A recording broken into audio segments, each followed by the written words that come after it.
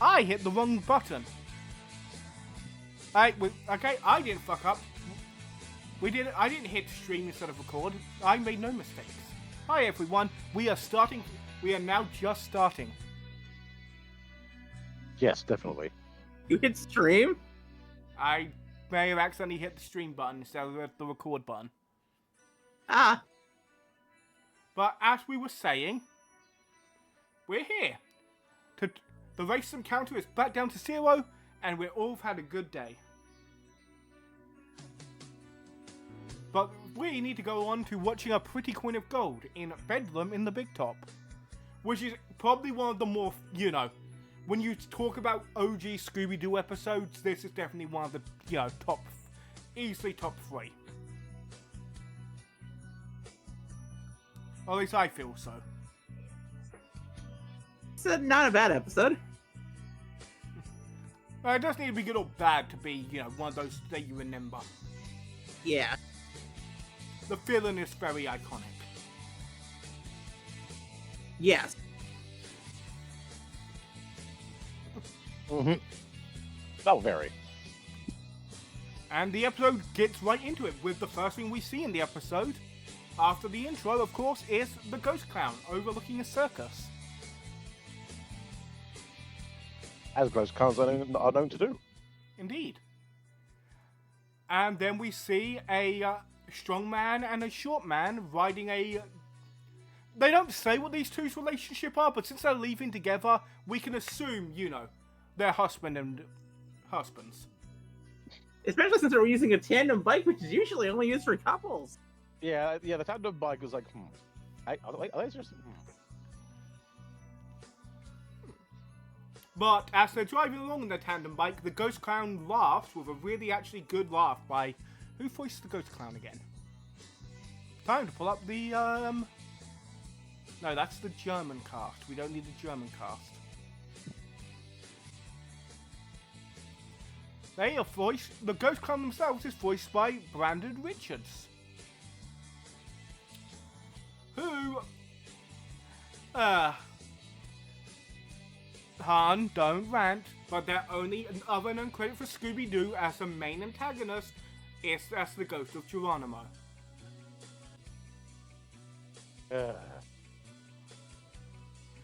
But we don't hold that against the actor. Mm-hmm. Mostly. Partially.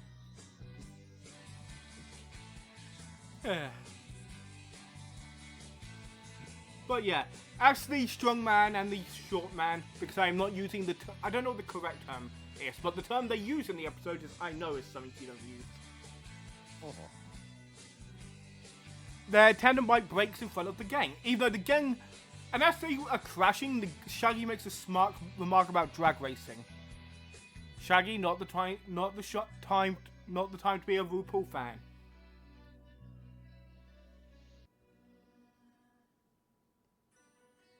But but the gang aren't idiots for the most part, and they do realize no, something actually wrong has happened. So they do stop to help the two people that were in the accident. Who we find their names are, let me get it up. Simon the Strongman, who Eliza has, Samson the Strongman. Samson the Strongman, who Eliza has facts about, and Max the word we do not say. I know there are some little people that are okay with using that word. None of us are little people here that I know of. Therefore, no, I'm the shortest here, and I'm 5'6", 5'7". Yeah, I don't think any of us have the right. Even if that was an okay word to use, none of us have the right to say it. But anyways, the factoid about Samson I want to bring up is the fact that he is one of the more recurring minor characters from Scooby-Doo.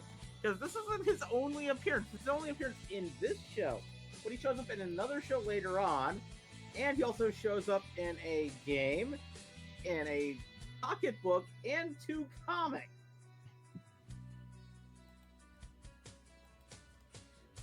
Which is pretty Not cool. bad for a character introduced as a one-off.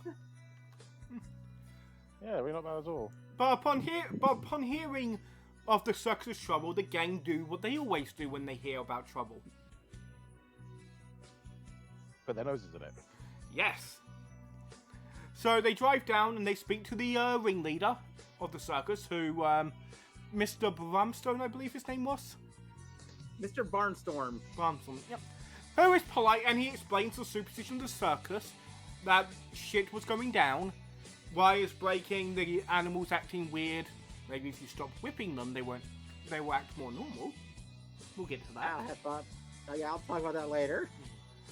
And he explains that in circus tradition, they are relating this to a ghost clown, with an old circus saying being, if the ghost clown appears at your circus, you might as well hang it up. Which, while I don't know much about circus, I do actually know that a lot of circus people are very superstitious. Like theatre people, when not saying a particular word that they should be saying.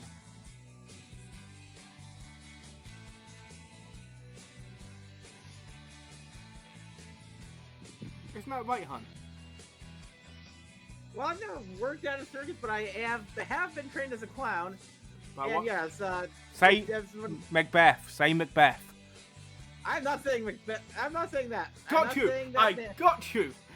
You didn't said say it. it. Yes, you did. I win. I said McVeigh.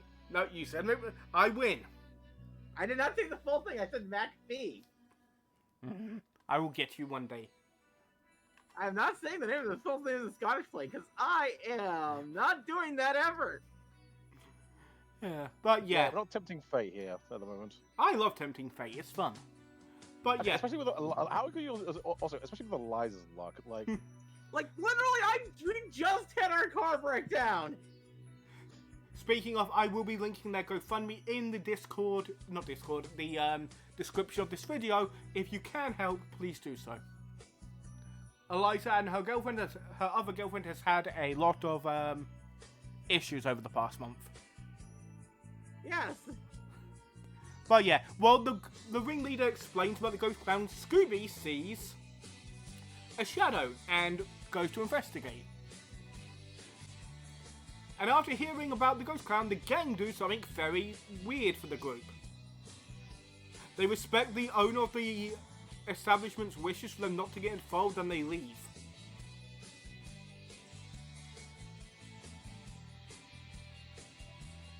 It's just weird for the gang to do that. Yeah. Yeah, a little Like bit. they just up and said, "Okay, we're gone." But then they realise they left Scooby behind. So, whoops. Guess who? I bet Fred realised it sooner, but didn't say anything to use it as an excuse to go back. That's my... Yeah, time episode would not have happened had Scooby gotten into the vehicle. That is why my crackpot theory is that Fred realised Scooby wasn't let with them, drove away without him as an excuse to turn around.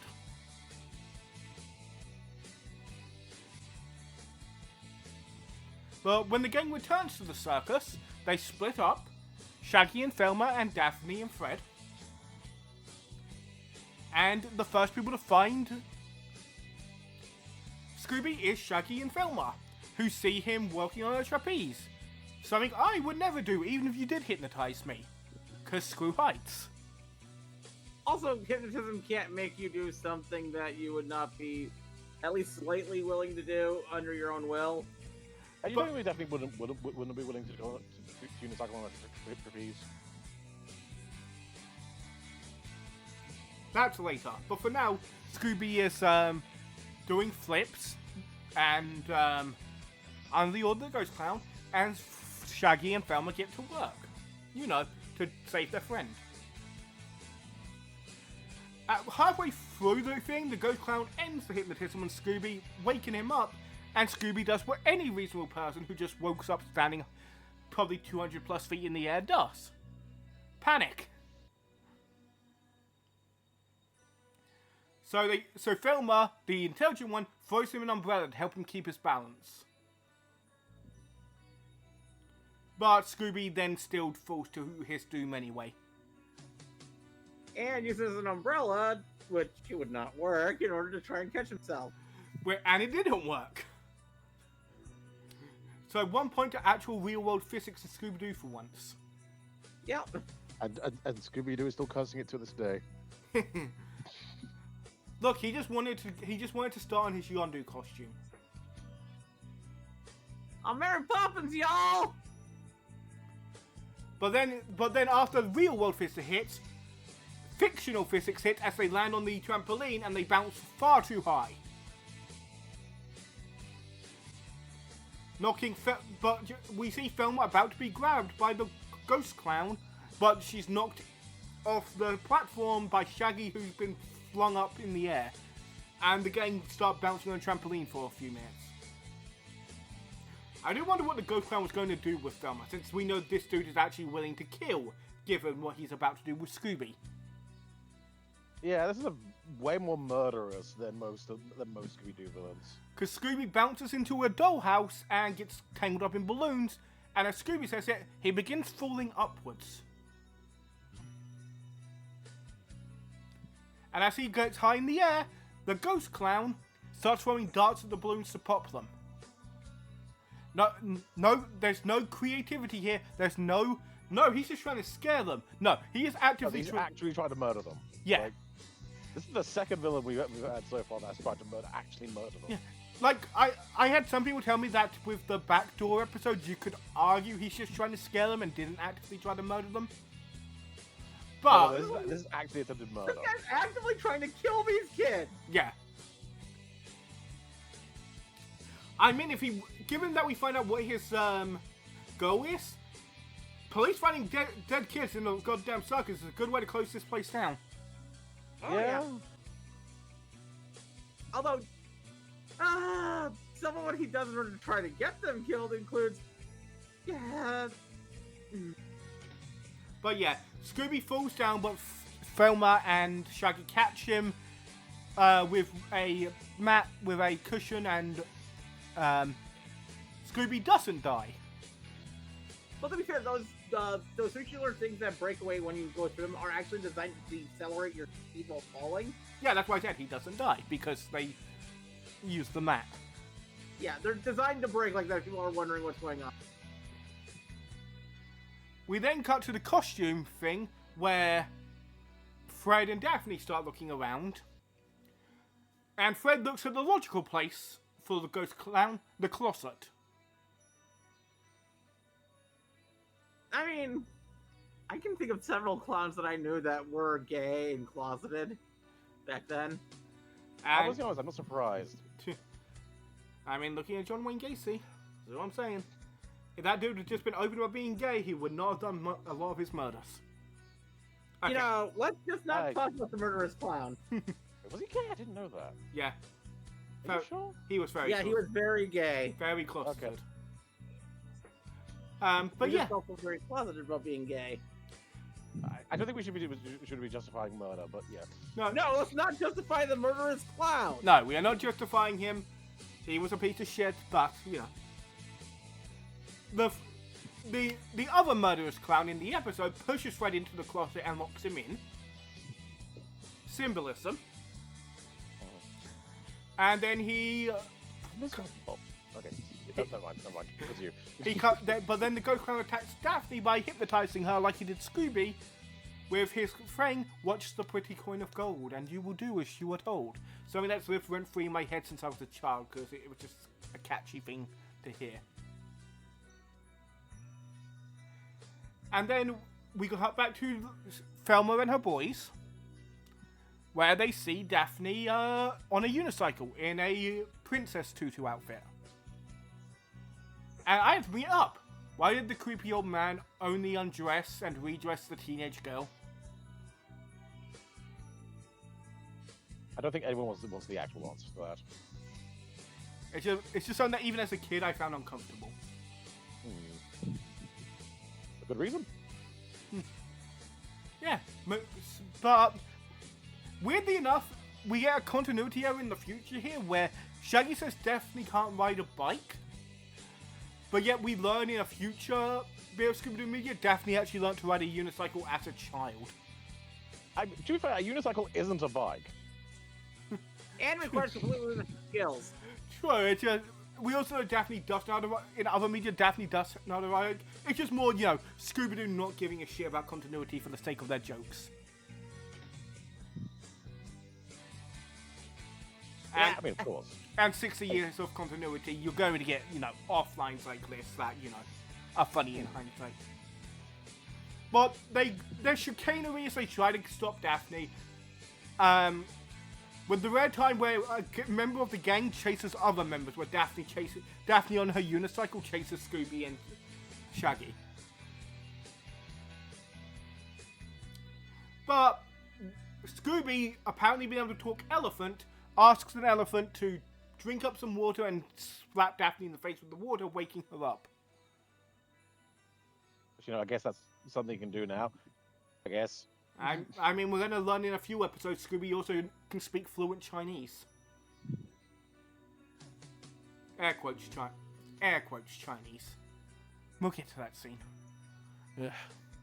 But yeah, Daphne wakes up wondering why she's dressed up like a goddamn Disney princess and really wet. Phrasing.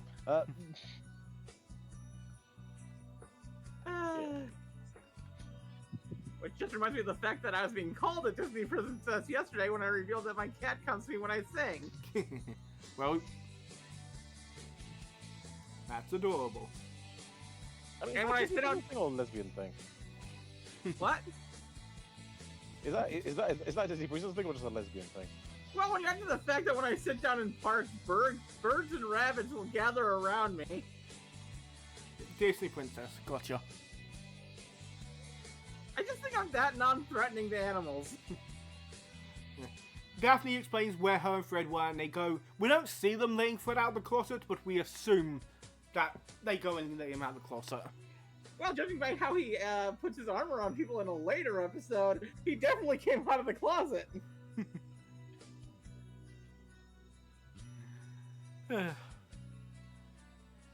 But yeah, and they decide enough is enough. It's time for them to capture the ghost clown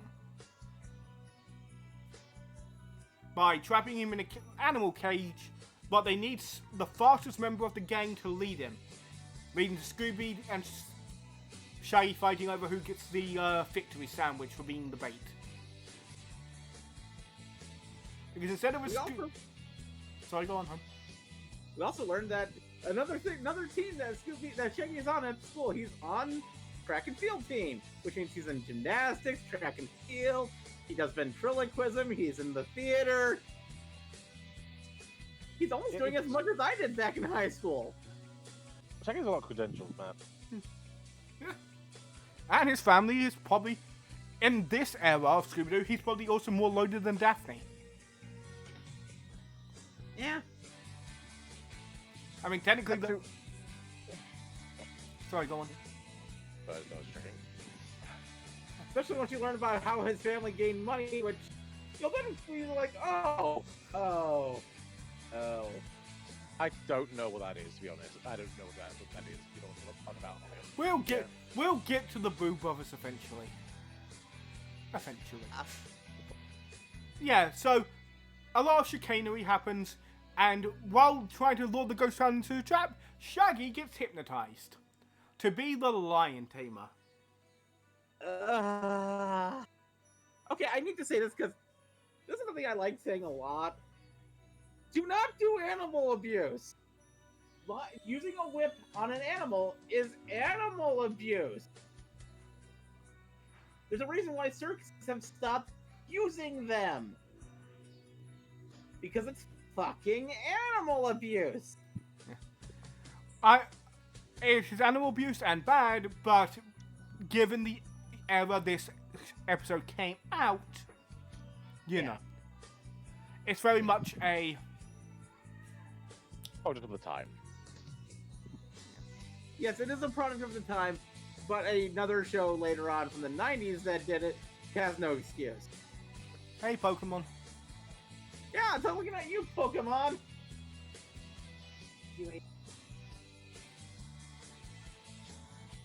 Aye.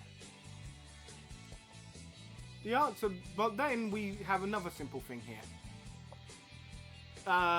the Ghost Clown is literally going to let the lion eat Shaggy. Yep. Yeah. Again, some people could probably argue he wasn't trying to kill Scooby earlier. Those people would be wrong, but, you know, I could see some delusional people argue that.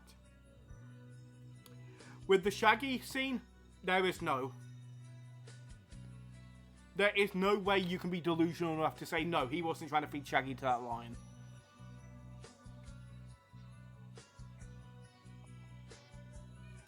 But after Shaggy is broken free from his hypnotist, him and Scooby run, leading the Ghost Clown into the trap where they capture the Ghost Clown. Halfway into the episode, yay, I guess we can go home early.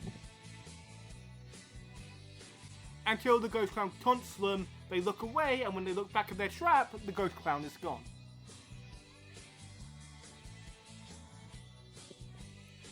But... Magic Ghost Clown.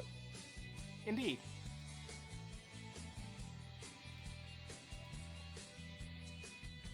But... The gang gets to talking, and they finally put it together. All the people that were hypnotized remembered something about money, reminding Shaggy of the coin. And Shaggy actually comes up with the final trap of the episode.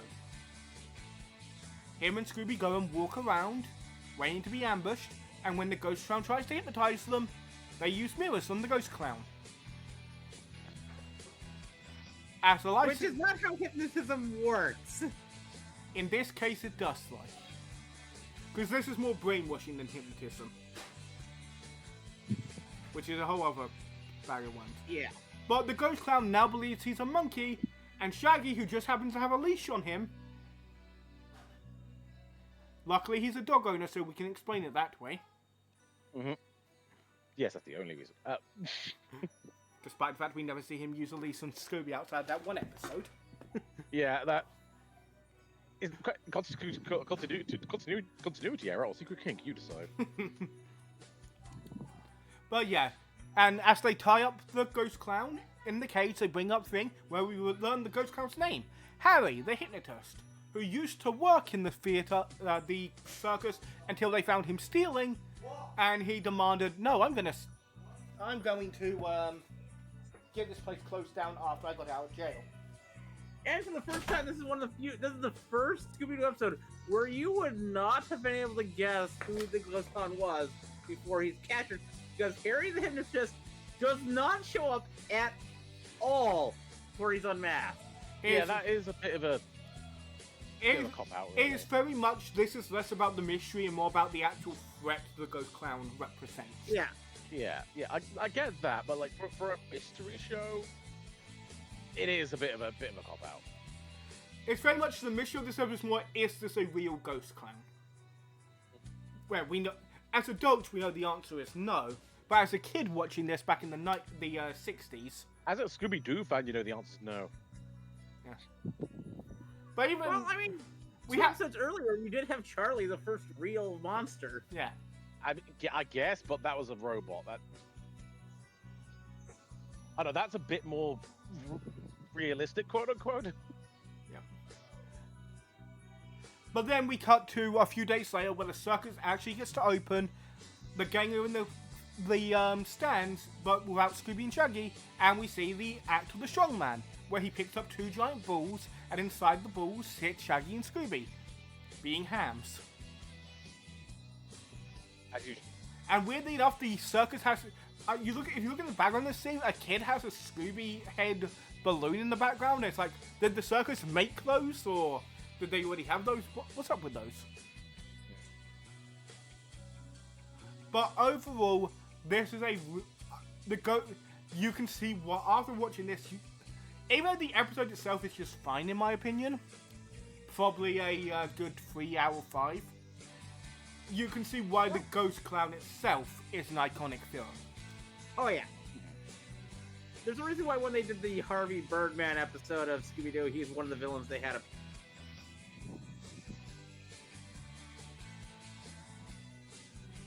He's also one of the villains that shows up in Trick or Treat Scooby-Doo.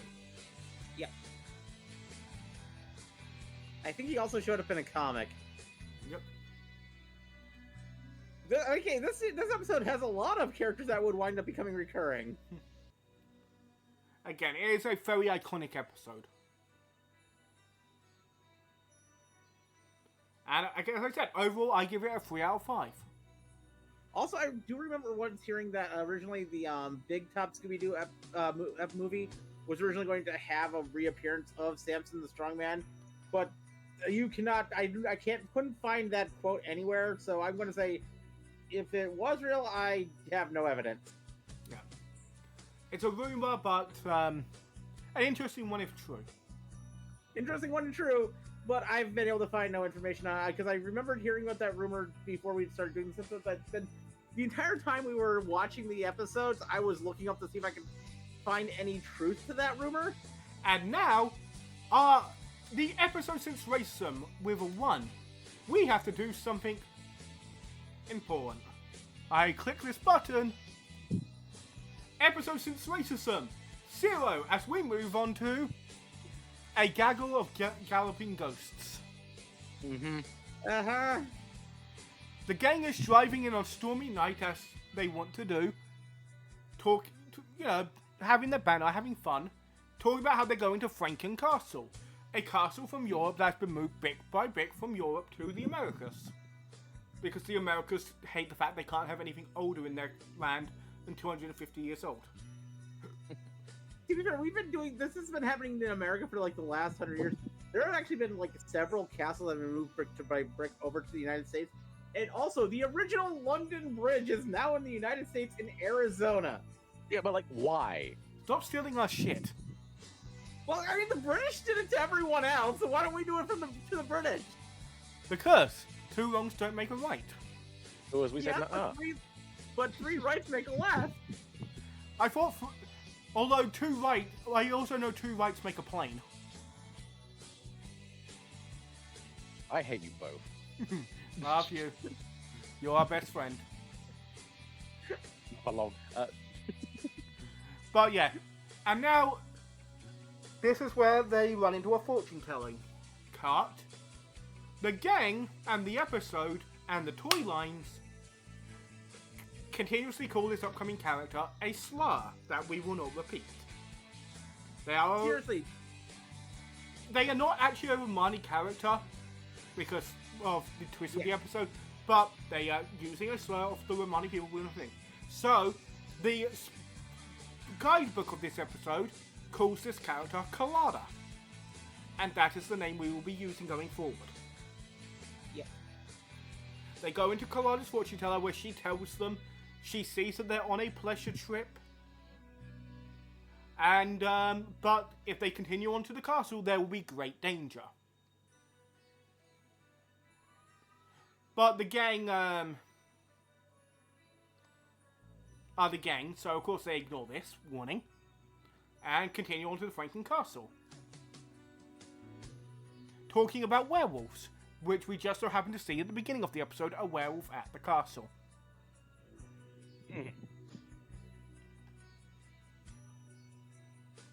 Oddly enough, before we continue on this, I want to bring up something. When I was a kid, before I started reading superhero comics, because I got introduced to superhero comics when I was about 6 years old with Christ on Infinite number 7. I had a whole bunch of Gold Key comics based on like cartoons and like things like Frosty the Snowman, Rudolph the Red-Nosed Reindeer. One of them was actually a Scooby-Doo comic based on this episode. Neat. Yeah. I think the Cold Scooby-Doo comics are fun. The Gold Key comics are fun because they take the plots of the episodes and explore them even further. Which means the comics could probably explore the racism even further. You mean use it even further? But yeah, the gang... No, I prefer not to. The gang get to the castle though, where the drawbridge, they were told the caretaker ran away. So the drawbridge is of course closed, so they can't get in. And this is where the villain could have ended the shit, but no. For some reason, the villain lowers the drawbridge, appears as Dracula, doing a Bela Lugosi, trying their best to do a Bela Lugosi.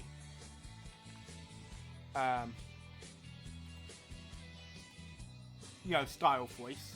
We all know the traditional Bela Lugosi. I want to drink your blood. Also, I don't think we mentioned it before. We'll go back to it quickly. June Foray, who's probably most known for the in this time period for the Ricky and Bullwinkle show, is the person voicing Carlotta.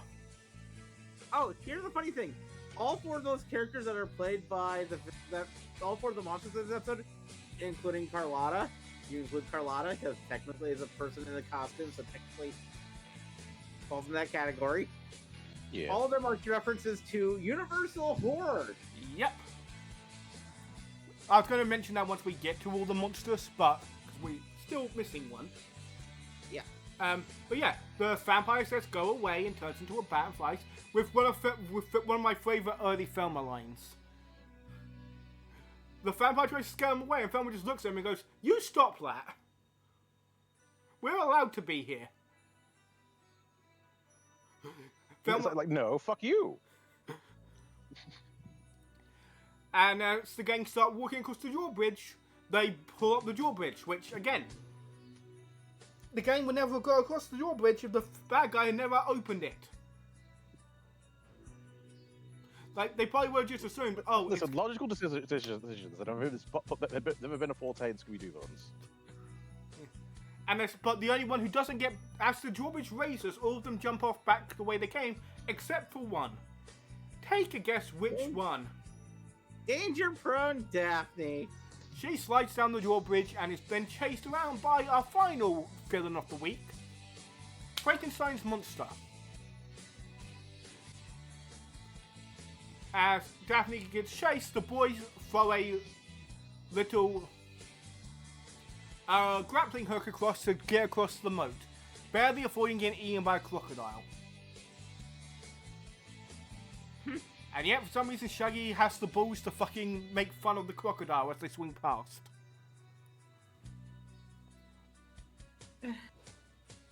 I think it was an alligator. Well, okay, they're the same thing. No one cares about the differences. And honestly, a lot of this episode we're probably going to be summarizing because, as Neko pointed out on our watch, not much happens. It's mostly chicanery. Like, Shaggy tries to figure out how to open up the drawbridge, but the werewolf stops them and chases Shaggy and Scooby around for a minute while Shaggy hides. Once again, Shaggy shows off his ventriloquism skills. Which are plot point. It's shocking how much that plot point continues to get brought up in the early seasons. Yeah, it is. Scooby puts on piano keys to pretend to be a werewolf, and they actually trap the werewolf themselves. But instead of unmasking the werewolf, they run away. As Scooby and Shaggy like to do. Mm-hmm. Thelma and Fred get across the bridge because Shaggy did manage to close it. And they run into the Dracula, I believe. Who tells them, "You didn't heed my warnings, now you'll never leave, blah blah blah." Typical bad guy, you know. Feel. He turns, once again, as he did earlier, he turns into a bat.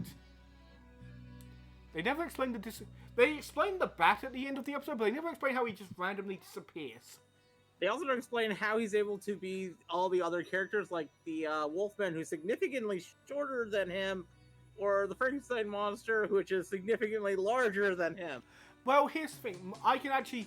They don't say this, but here's what I assume. Whenever we see the werewolf, he's always slouched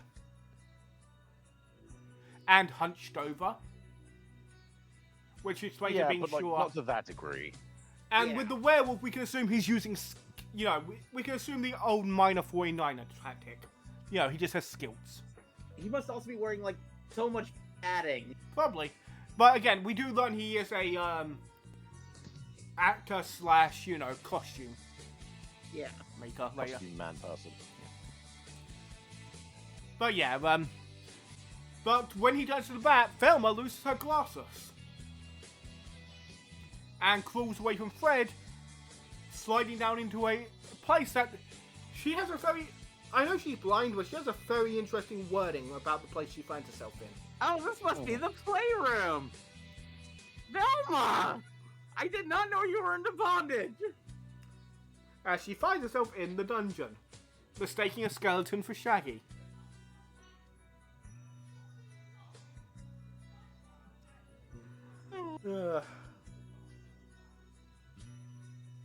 Yeah, that meanings change through time. It's great. And Velma just hides for a while. Shaggy and Scooby do what they do best and find the kitchen, where they are chased around by the Frankenstein's monster until they fall into a dumbwaiter, leading them to the dungeon where they find Velma, who feeds Scooby some Scooby snacks. And just as we saw with A Night with 1,000 Foot, the very first episode, Shaggy has Velma's backup glasses. Yep. So a bit of continuity, which is fun. Shaggy, play for life. They hear a voice which Velma immediately recognizes as Daphne's, because she would recognize Daphne's voice anywhere. Say, do with that what you will, fanfiction writers. Look, I mean, I don't know, I can't remember which episode it is. There's an episode where she recognizes Daphne's gagged muffling. Yeah. Yeah. That's a little more sus. Like, I'm sorry, there's a reason why Velma, since the 1970s, was a lesbian icon. I'm trying to remember if we've covered that episode yet. I'm trying to remember what episode that is. No, that comes in season 2 if I recall correctly. Yeah. But it's like, okay, for those unaware, Velma, lesbian circles used Velma as an icon for decades. Long before she came out as bi or lesbian in modern stuff, Velma was utilized by the lesbian community as an icon. And it's episodes like this that help that. It's like kind of easy to see why. But they free Daphne from the jail. The vampire tries to push them in, but Scooby ties him up. I guess it's really and puts him into it. I guess this really is a playroom. And they run through where the vampires showed up from, a Iron Maiden that doubled as a trapdoor. Which honestly makes sense since Iron Maidens weren't a real thing to begin with. Yeah, they were actually created around the time of the Victorian, well, slightly before the Victorian era, as like a side showpiece to talk about the horrors of the Middle Ages. Which, to be fair, there was a lot of horror in the Middle Ages, just not that. Yeah, they made up some stuff for these, like, wax museums and things like that. Indeed. So, with that, though, they did the gang, the four of them, minus Fred, go through a tunnel, which gets really dark, splitting the gang up as you want to do. And the girls find Fred, where Daphne reveals the first clue of the episode. A writing about a treasure from 1960. From 1666, or something like that. I am being called. Hun, explain why they wouldn't know what King Tut is.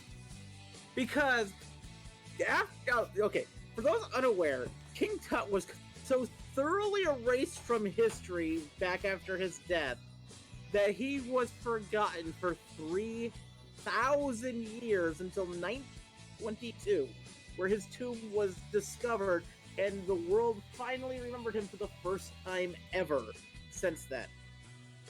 In other words, nobody from around 2005, 2800 BC until 1922 would know who the fuck he is. It's like from the 2000s BCs until 1922, nobody knew who King Tut was. If they really wanted, the only why they used King Tut in this episode is because King Tut was really famous after that. After his tomb was discovered, so many people kept on using King Tut in everything because it was King Tut. He was a name. But if you wanted to use an Egyptian that would have been known about, in the 1600s, the 17th century, the one that you should have used is Cleopatra, the most well-known Egyptian at the time. I am back, and I hope you enjoyed Eliza's rant. I have food to eat while we talk. I have sausage and cheesy beans. It's great. Yeah, we had the time for it. Alright. So that is why that clue is stupid. By Professor Eliza. Mm-hmm. Not a professor, just an amateur historian. Grandmaster. Grandmaster Eliza. So of course the gang decide they're going to go check out the crypts after they find the boys. The boys are fucking around in a mad scientist lab. Because that just happens to be in the castle.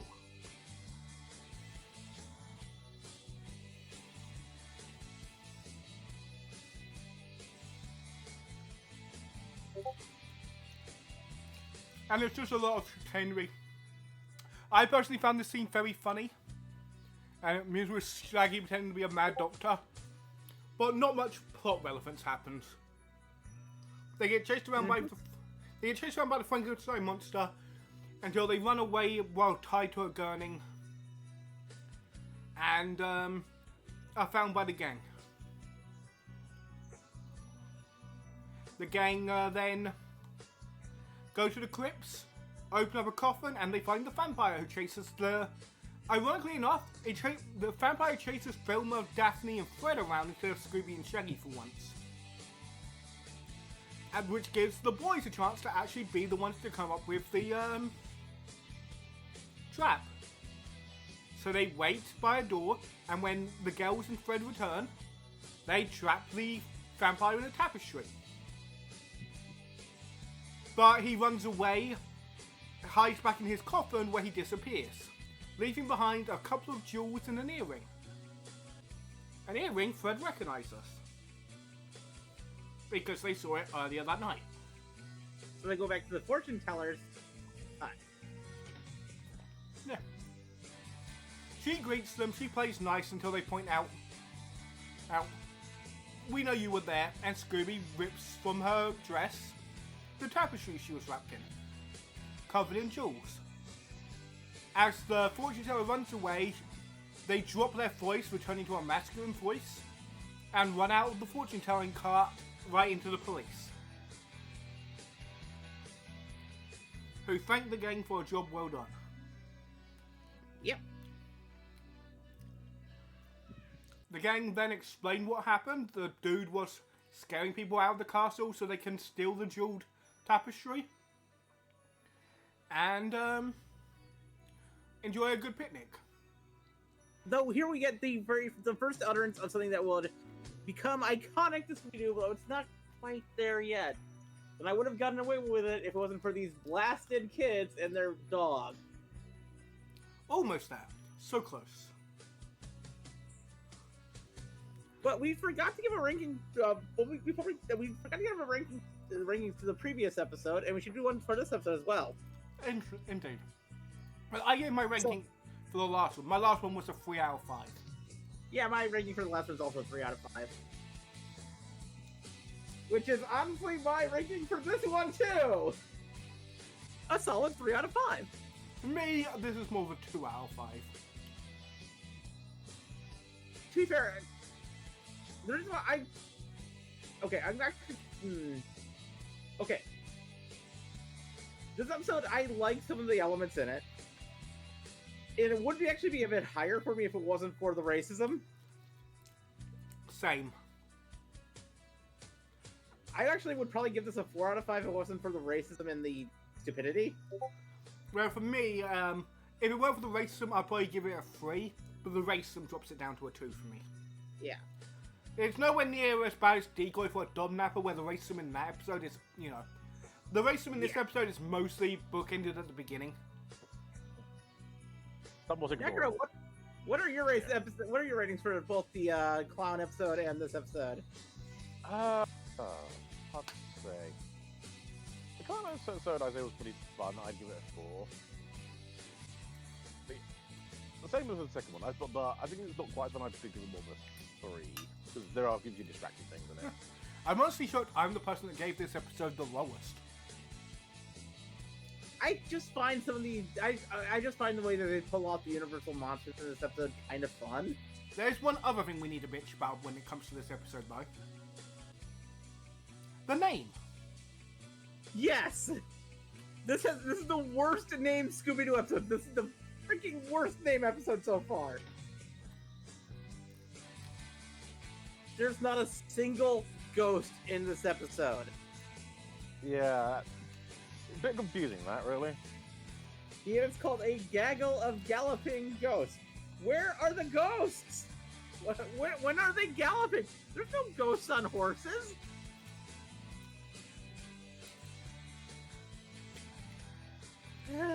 Honestly, This episode is... there's another episode coming in a few seasons where we meet Shaggy's uncle, and the plot of that episode is essentially the same as this one. But that episode actually has galloping ghosts. It has ghosts of night. Oh, joy. So again, the episode with Shaggy's uncle should have been called this episode's name. Ironic, really. And then after this episode, we get to the final episode of today. Scooby-Doo and a Mummy 2. Which... Go on, hun. I actually want to say one thing before we begin. In that episode, they're talking about a mummy called Anka. Okay, this is again because I spend a lot of time studying, like, Egyptian history for fun. But Anka is actually another pseudonym for an actual Egyptian pharaoh. In this case, Akhenaten. I don't know if he was the father, but he was the pharaoh before Tutankhamun. I think he actually was the father of Tutankhamun, which means the episode where they mentioned King Tut, which nobody would have known about, they follow it with his father. Isn't it fun? But the gang is at a local university that's opening up a new archaeological exhibit dedicated to ancient Egypt, where they're speaking to a professor.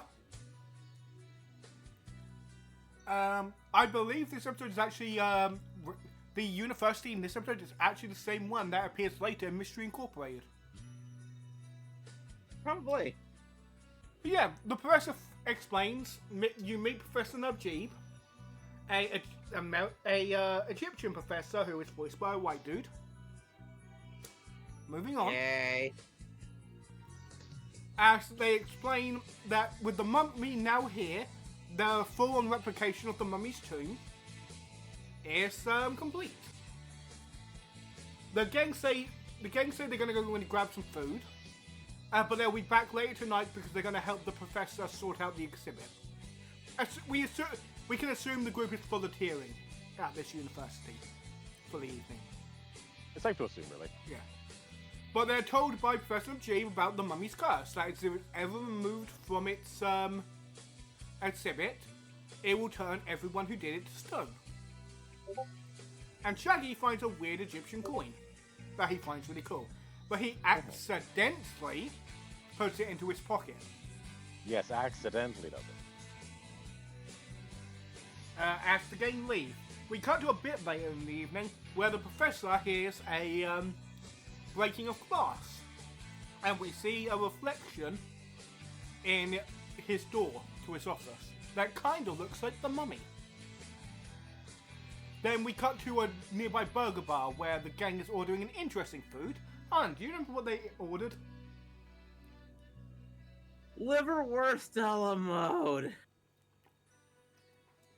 Why is this showing disgusting foods? With ice cream. Don't forget the ice cream. That's what a la mode means. Ah, I don't know. So yeah, just a sandwich with ice cream in it. A liverwurst sandwich with ice cream. To be fair, it's already bad enough they're having liverwurst. I don't like liverwurst. We can tell this is Shaggy's meal. shocking no one. Given the Shaggy snack we saw before. Yeah. This did not help the allegations that Shaggy was high off his ass. Yeah. Look. The sooner, I think what Eliza's saying is the sooner Kasem turns to a vegetarian, the better. Yes!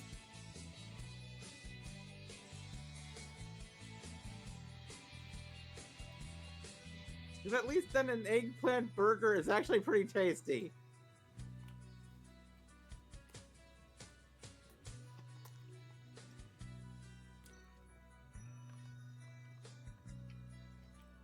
I'm not a vegetarian, but I've had a lot of vegan food and vegan food.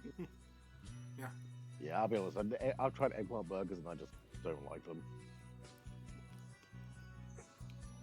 With that, the gang returns to the university, where they find the professor has indeed been turned to stone, and evidence that the mummy broke into the museum. But there's something weird about the glass. They believe the mummy broke out of the museum, but the glass in the entry point is wrong because the glass is on the inside of the museum. Which means somebody broke into the museum.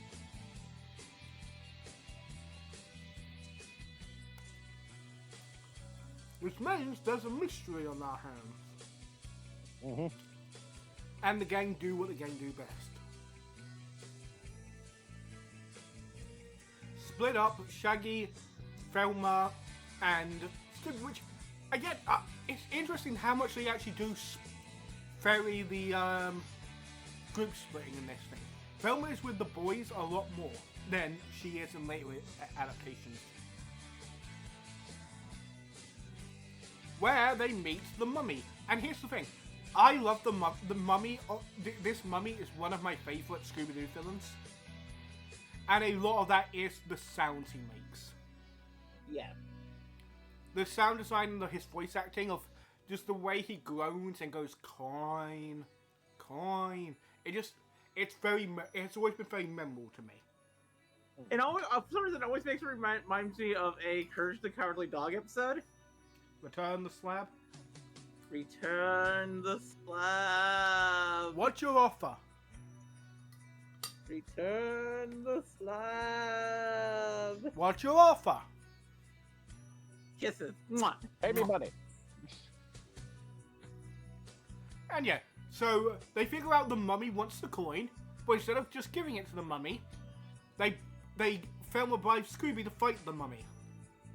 Take a guess how well that goes.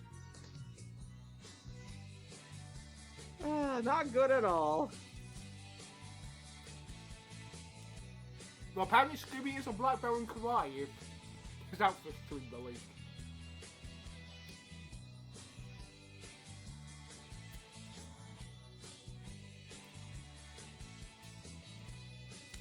Well, after punching the mummy and hitting it a lot different ways, Scooby does what everyone else should do.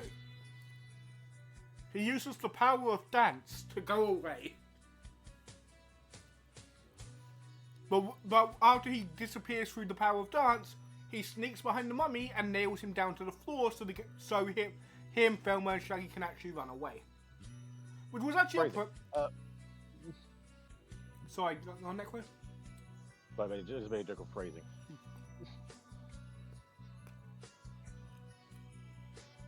So yeah. Daphne and Fred, on the other hand, find Professor Nadib, also turned to stone, like the first professor.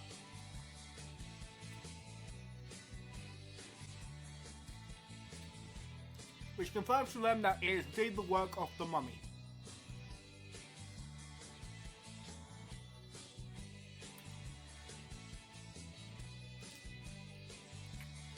So I remember what happens next in the sequence. Oh, I remember. Velma, Shaggy, and Scooby go back to the mummy and find that he's free from the cloth, but they decide they want to test the cloth to see how old it is. Because it doesn't feel 3,000 years old. So they head to the chemistry lab.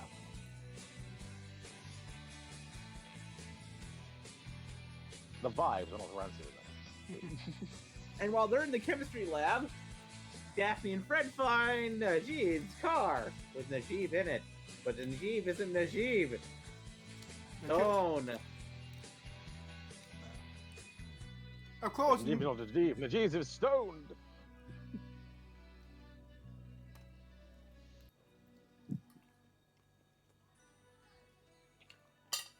Yep.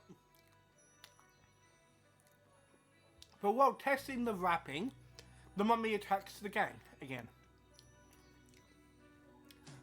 Velma and Shaggy get out of the room, but Scooby is not so lucky. As Daphne and Fred find them, they open the door to reveal the mummy and Scooby are gone. Scooby kidnapped by the mummy. Are you my mummy? No. No. No, fuck off. And speaking of mummies, I need to go be right back quickly.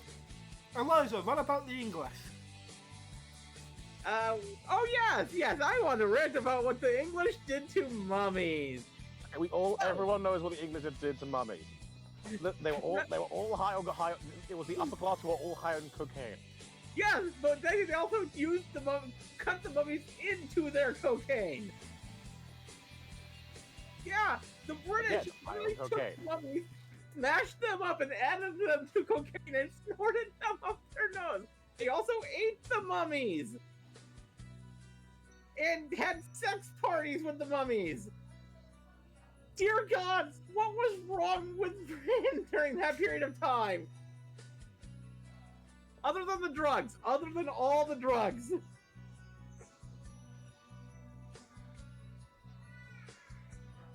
Learning about what the British did to mummies is just like, what? Maybe there's a reason why we keep crazy. Maybe there's a reason we keep taking your castles and bridges away. Stop keep. You've done it like 2 times. I'm back. So I'd like to finish her rant? Yeah. Yep.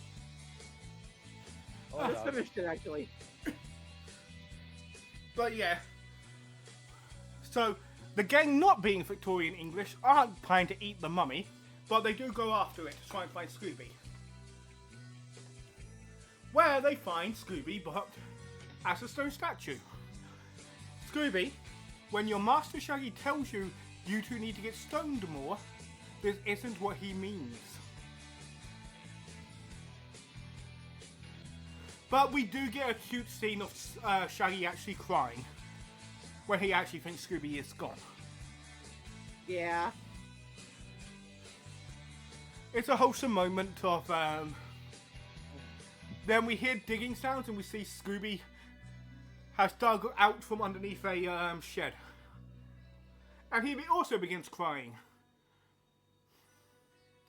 at his own death.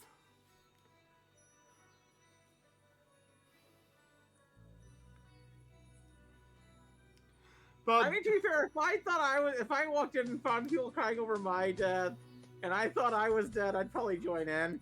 Yeah. Shaggy is very empathetic. Yep. And yes, I did say if I found people crying over my death, and I walked in on my funeral, yeah, I would be like confused, but also be like, oh crap, am I actually dead? What's he probably would? Why not? Sure, why not? Cool. I mean, I've already died twice. Technically died twice. Yes. Not death of your actual personage. No, I've technically died twice. I stopped breathing and my heart stopped for enough to be declared dead twice. I love you, hun. Which I don't know. That always feels preemptive to me. To me, like it's like declared dead, not actually dead yet. But I've been declared dead twice.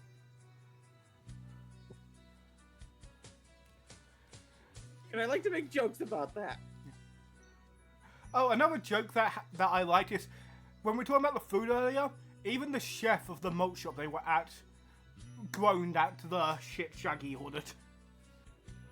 Yeah. Even the professional cook was like, God damn it, what the fuck is this kid doing now? Do you think the restaurants in Coolsville just has a, you know, a meeting for people that have to deal with Shaggy and Scooby's bullshit? Maybe. But the funny thing about that chef is that voice chef was also voiced by Casey Kasem. And he did not try to put on any other way. It just sounded like Shaggy was talking to himself.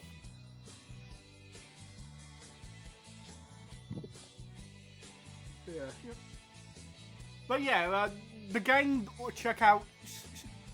The gang go back to investigating, and the mummy chases them around again, where physics happens. As they are in a workshop and they tell Daphne to turn off the light. Daphne pulls the power for a buzzsaw. What does the buzzsaw do, hun? Okay, the buzzsaw goes around them in a circle, cutting a giant hole in the floor, and then chases them through a pool. After the mummy throws the buzzsaw into the water after them. Somehow. Okay, the amount of not physics that is going on right here.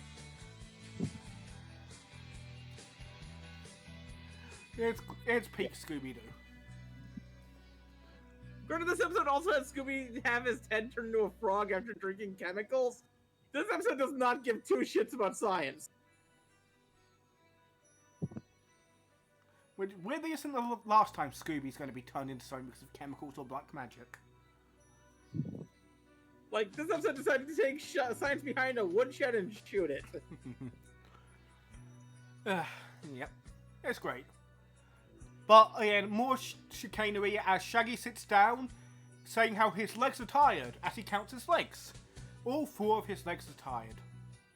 Wait, something's wrong with that sentence. I don't know. If I had 4 legs, I'm pretty sure they'd all be tired. Of course, he sits down in the mummy's lap. And realizing, I should move, he runs. And him and Scooby find the first professor who...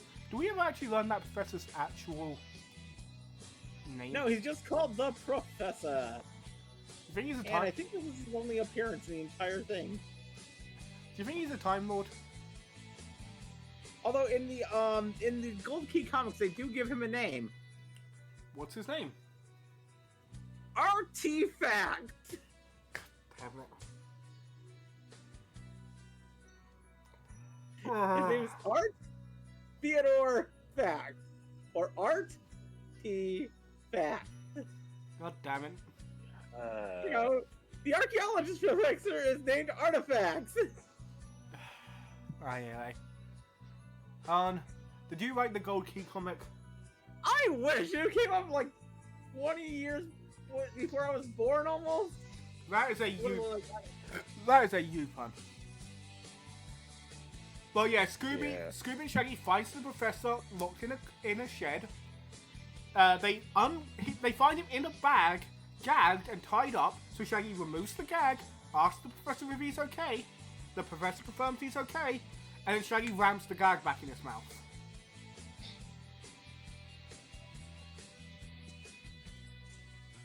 Hey, it's good to check in every now and again. That is called aftercare, ladies and gentlemen. They go to open the door, and the mummy reveals why, yes, the Egyptians did make the pyramids. As he's busy showing off his amazing masonry skills by locking them in. I mean, to be fair, mortar existed before, like, the time of the pyramids in Egypt. I'll show you. Like, people Go on, sorry. People tend to not understand how skilled the Egyptians were when it comes to carving, mortar, bricks, and all that. They were really fucking skilled. In the words of one Milo Minuteman, if you do not believe the ancient Egyptians could have created the pyramids, that is because you have soft baby hands and don't understand the idea of hard work. Yup.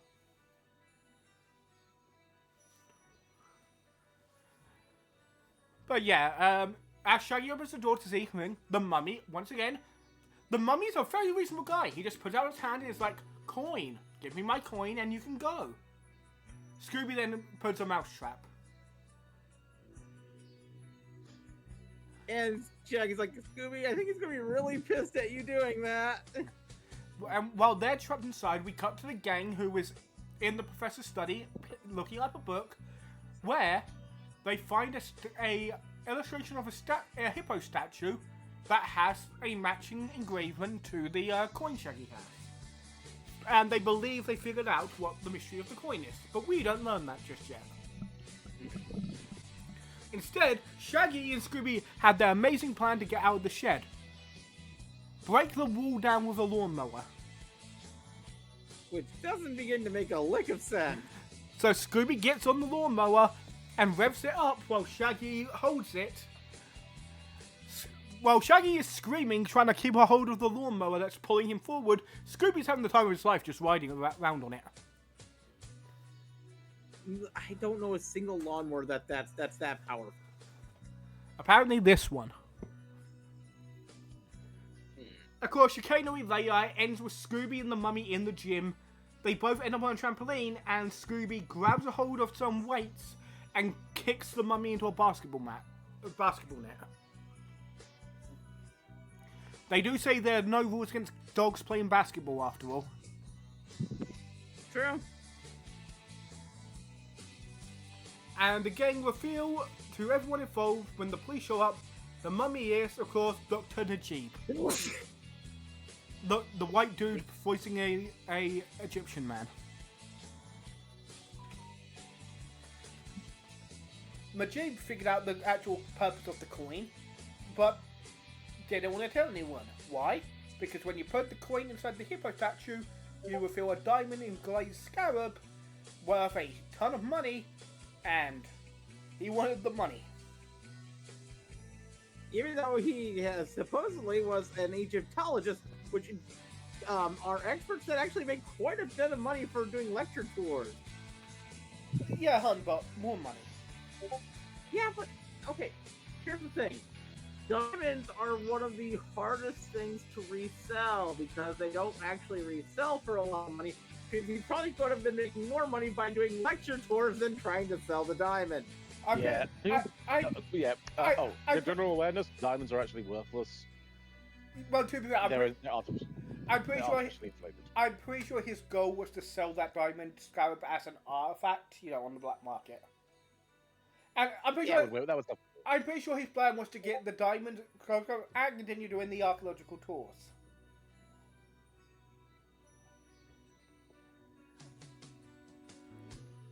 Ugh. I just like to call out when these people who have high-paying jobs decide to try and ruin everything for a tiny bit more money. Are you talking about game companies? Yes. Well, that is the end of Scooby-Doo, Where's My Mummy? Well, as I said to these two when we finished watching the episode, to me, this is peak.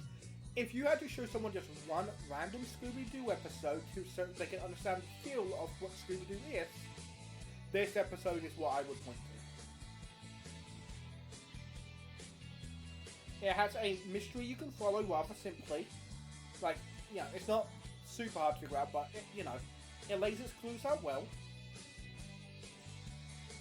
The monster itself is rather intimidating for a child, especially with its amazing vocal performance. And its comedy is on point.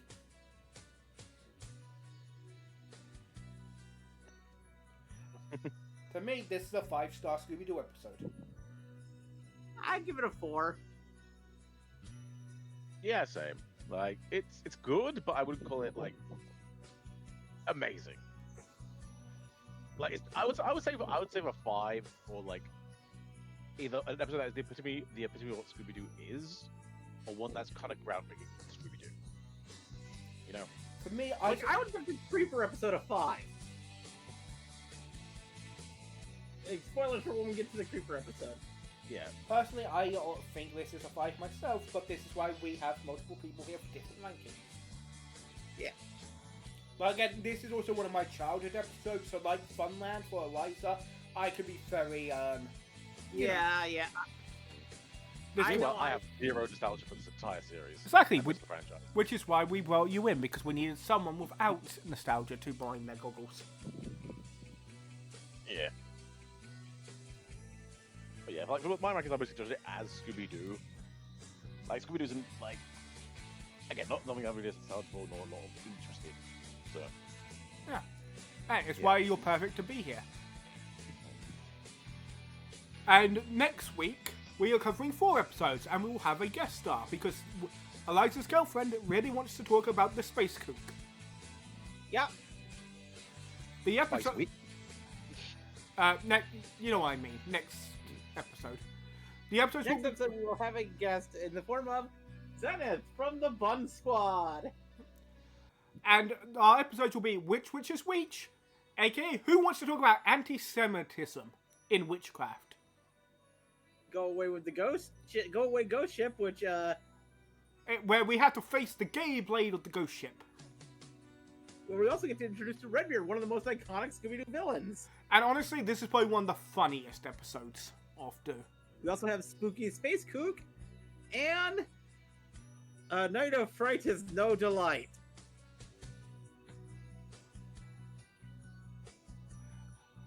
Oh wait, that leaves us with 1 episode left of the season. I'll be honest. That title kind of that last title kind of goes against the whole concept of Scooby Doo, because A Night of Fright is supposed to be a great delight in this show. Hun, I think we messed up the count. Yeah, we were supposed to do 4 episodes tonight and 4 episodes next time as well in order to do that, but you, I tried to say that at the beginning, you were like, no, we're doing 3. Okay. I mucked up. So we'll tack on the final episode of the season of season 1 on the first episode of season 2. Either that, or we split it into 2 and 3.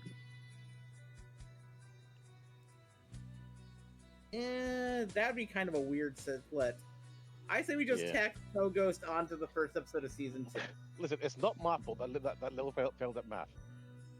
I tried to say at the beginning of the episode. Look, I'm a bimbo. Hun, you should have been more forceful about it. Okay, I'll do that next time. Anyways, this was fun. I am 100% sure when I am always 100% confident in my own brain, even when it's wrong.